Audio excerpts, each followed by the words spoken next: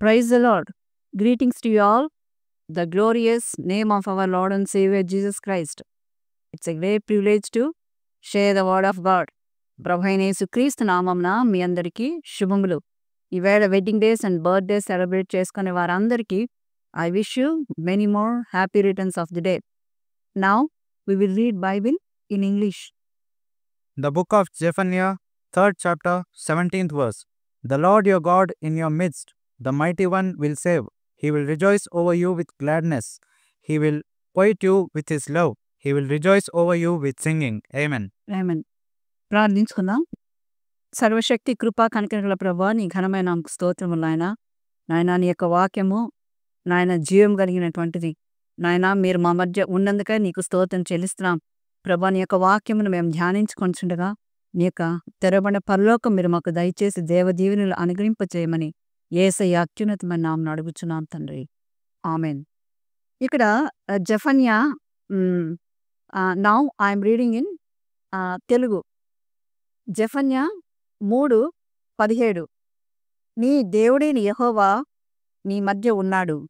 ఆయన శక్తిమంతుడు. ఆయన మిమ్మును రక్షించును. ఆయన బహు ఆనందముతో నీ యందు సంతోషించును. నీ యందు తనకున్న ప్రేమను బట్టి శాంతము వహించి నీ అందరి సంతోషము చేత ఆయన హర్షించును. ఆమేన్. దేవుని యొక్క వాక్యంలో చూసినట్లయితే నీ దేవుడైన యెహోవా మీ మధ్య ఉన్నాడు.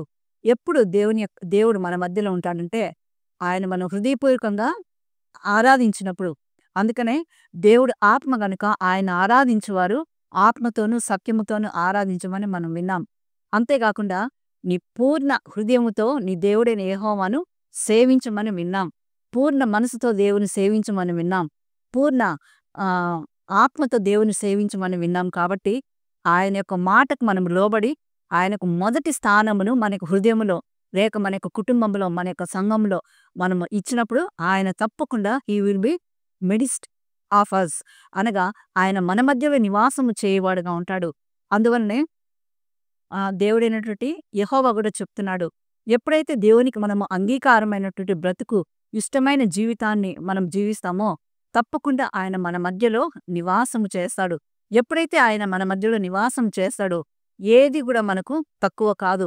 ఎందుకంటే ఆయన మన యొక్క కుటుంబమునకు లేక మన యొక్క సంఘమునకు యజమానుడిగా, దేవుడుగా, ప్రభువుగా, రాజుగా, సర్వాధికారిగా ఉన్నప్పుడు ఆయన మనల్ని ఏలుతూ ఉంటాడు. కాబట్టి సమాధానముకు కర్త అయినటువంటి క్రీస్తు మనకు యజమానుడిగా ఉంటాడు. కాబట్టి తప్పకుండా ఆయన మన మధ్యలో నివాసం చేస్తాడు. ఆమేన్. ఇంకా మనం చూసినట్లయితే ఆయన శక్తిమంతుడు. ఆయన మిమ్మును రక్షించును. ఆమేన్. ఆయన శక్తి సంపన్నుడై ఉంటున్నాడు. ఆయన శక్తిమంతుడుగా ఉంటున్నాడు. అందుకని ఏషియాలో మనం చూసినట్లయితే బలహీనులైన వారికి బలమిచ్చువాడు ఆయనే. శక్తిహీనులను బలాభివృద్ధి కలుగజేయవాడు ఆయనే. బాలురు సొమ్మసిల్లుదురు, అలియుదురు. యెహోవా కొరకు ఎదురు చూచువారు నూతన బలమును పొందుదురు. పక్షిరాజు వలె రెక్కలు చాపు పైకి ఎగురుదురు, అలేక పరిగెత్తుదురు, సొమ్మసిల్లక నడిచిపోదురని మనం వాక్యము సెలవిస్తుంది. కనుక దేవుని బిడ్డలైన మనము శక్తిహీనులుగా లేక ఆత్మీయంగా అయినా లేక శారీరకంగా అయినా మానసికంగా అయినా మనం కృంగిపోయినప్పుడు దేవుని మనం అడగాలి, ప్రభా నీ యొక్క ఆత్మతో నీవు నన్ను నింపు, నీ శక్తితో నీవు నన్ను నింపు, నీ యొక్క బలముతో నీవు నన్ను నింపమని దేవుని యొక్క వాగ్దానమును పెట్టి మనము దేవుని అడిగినట్లయితే ఆయన వాగ్దానం ఇచ్చిన దేవుడు, ఆయన మాట తప్పని దేవుడు. కనుక ఆయన యొక్క వాగ్దానాన్ని, ఆయన యొక్క ప్రామిస్ని he will fulfil in our lifes.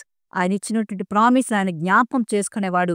ఎందుకంటే ఆయన మాట ఇచ్చి తప్పడానికి ఆయన మనిషి కాదు. కనుక దేవుని యొక్క సన్నిధిలో మనము హృదయపూర్వకంగా ఆయన అంగీకరించి ఆయన అడిగినట్లయితే తప్పకుండా ఆయన యొక్క శక్తితో మనల్ని నింపుతాడు. అది ఆర్థిక బలహీనత అయినా, లేక మనం అప్పుల బాధలో ఉన్నా, లేక అనారోగ్య సమస్యలతో ఉన్నా, లేక ఒంటరితనంలో ఉంటున్నా, లేక మనము డిప్రెషన్లో ఉన్నప్పటికీ కూడా ప్రభువా నీ కృపలో నన్ను జ్ఞాపకం చేసుకోమని అడిగినప్పుడు తప్పకుండా ఆయన శక్తితో మనల్ని బలపరచడానికి ఆయన సమర్థవంతుడైన దేవుడుగా ఉంటున్నాడు. ఇంకా మనం చూసినట్లయితే ఆయన మనల్ని రక్షించును. ఆయన బహు ఆనందముతో నీ యందు సంతోషించును. ఎప్పుడైతే మనము దేవుణ్ణి అడుగుతామో తప్పకుండా ఆయన మనకు అనుగ్రహించి మనల్ని బట్టి ఆయన సంతోషిస్తాడు. యెహోవాను బట్టి సంతోషించుము, ఆయన నీ హృదయవాంఛను తీర్చుని వాక్యము సెలవిచ్చుచున్నది. అంతేకాకుండా మనల్ని బట్టి దేవుడు సంతోషిస్తాడనమాట. అనగా దేవుని మార్గంలో ఉన్నటువంటి మనల్ని చూసి పేరెంట్స్ ఏ విధంగా అయితే మంచి ప్రవర్తన కలిగినటువంటి చిల్డ్రన్‌ని చూసి వారు సంతోషిస్తారో, ఏ విధంగా అయితే ఆ పిల్లల యొక్క విజయాన్ని చూసి వారి యొక్క విక్టోరియస్ లైఫ్‌ని చూసి పేరెంట్స్ ఆనందిస్తారో, సంతోషిస్తారో, అదే విధంగా వారు ఎప్పుడైతే కమ్యూనికేషన్ ఆహ్, ఆహ్, తల్లి తండ్రితో పెట్టుకొని వారు తన యొక్క తల్లిదండ్రిని జ్ఞాపకం చేసుకొని వారు మాట్లాడుతూ ఉంటారో, ఆ విధంగా దేవుడు కూడా ఎప్పుడైతే మనం ప్రార్థన చేసి దేవునితో కమ్యూనికేషన్ కలిగి ఉంటామో, ఆయన మన యందు ఆనందిస్తాడు. ఆమేన్. కనుక దేవుడు మనల్ని ఎప్పటికి కూడా మర్చిపోడు. కనుక ఆయన ఎప్పుడు మనల్ని జ్ఞాపకం చేసుకుంటుంటాడు.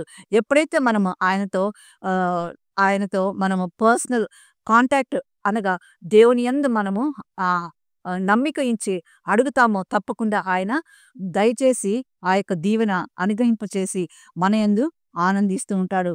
ఇంకా మనం చూసినట్లయితే నీ యందు ఆయనకున్న ప్రేమను బట్టి శాంతము వహించి నీ అందలి సంతోషము చేత ఆయన హర్షించును. ఇంకా మనం చూసినట్లయితే మన యందలి ఆయన శాంతము కలిగి ఆయన మనల్ని యందలి హర్షిస్తాడని వాక్యం సెలవిచ్చినది. కనుక ఏదైనా ఒక ఫ్యామిలీలో ఒక చైల్డ్ ఏదైనా ఒక అవార్డ్ తెచ్చుకున్నప్పుడు కుటుంబమంతా ఏ విధంగా హర్షిస్తూ ఉంటుందో, ఏ విధంగా ఆనందిస్తూ ఉంటుందో, మంచి మార్క్స్‌తో వారు పాస్ అయినప్పుడు, లేక ఒక మెడల్ తీసుకున్నప్పుడు కుటుంబమంతా కూడా ఏ విధంగా ఉప్పొంగిపోతూ ఉంటుందో, అదే విధంగా దేవుని మార్గంలో ఉంటున్న మనల్ని ఆయన చూసి, ఆయనను ఆశ్రయించిన మనల్ని చూసి, ఆయన ఇచ్చే విజయాల్ని చూసి, ఆయనతో మనము ఆనుకొని ఆయనలో మనం నివసించుట చూసి, ఆయన మన యందలి హర్షిస్తాడని వాక్యం సెలవిచ్చినది. ఇంకా మనము ఒకవేళ దేవునికి దూరంగా ఉన్నట్లయితే, ఈ రోజే ప్రభువైనటువంటి యేసుక్రీస్తు వారిని మన యొక్క సొంత రక్షకులుగా అంగీకరించి, మనకున్న బలహీనతలు, మనకున్నటువంటి సమస్తమైనటువంటి వేదన, బాధన ప్రభువైనటువంటి యేసుక్రీస్తు వారికి అప్పచెప్పి, ప్రభువా నన్ను నీ కృపలో జ్ఞాపకం చేసుకోమని ఆయనకు మనల్ని సమర్పించుకున్నట్లయితే, మన యొక్క ఓడిపోయినటువంటి జీవితము నుంచి, లేక మనలో ఉన్నటువంటి బలహీనతల నుంచి దేవుడు అవన్నీ తొలగించి మనల్ని బలపరిచి, మనకి విజయ ఆహ్, ఆహ్, పతాకం ఎగరవేయడానికి అటువంటి మంచి జీవితాన్ని దేవుడు అనుగ్రహిస్తాడు. కారణం ఏమంటే ఆయన చనిపోయి తిరిగి లేచిన దేవుడు. ఆయన చావును, సమాధిని, ధర్మశాస్త్రమును, సైతాన్ను సమస్తాన్ని జయించి జై జీవితాన్ని ఆయన పొంది ఉన్నాడు. కనుక ఈరోజు మనము కృంగిపోయి, లేక భంగపడి, లేక డిప్రెషన్‌లో ఉన్నప్పుడు ప్రభువును మనం ఆశ్రయించినట్లయితే దేవుడు పొందినటువంటి ఆ యొక్క విజయవంతమైనటువంటి జీవితము ఈరోజు నీకు నాకు ఇవ్వాలని దేవుడు కోరుచున్నాడు.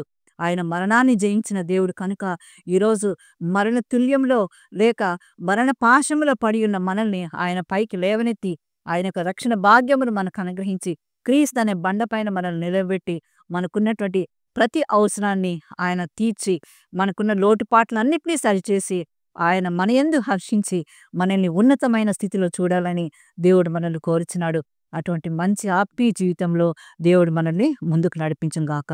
ఆమేన్. God bless you all. Thank you.